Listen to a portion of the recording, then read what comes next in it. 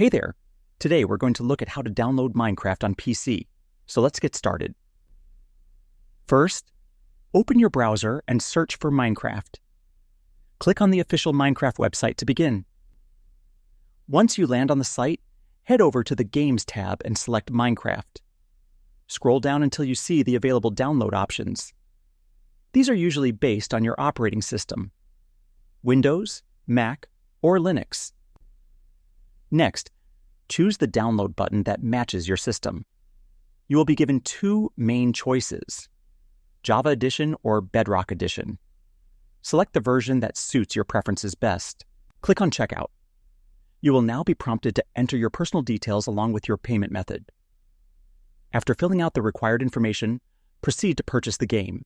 Once the payment is complete, click on the download button. The installation file will begin downloading automatically. When the download finishes, open the file to start the installation.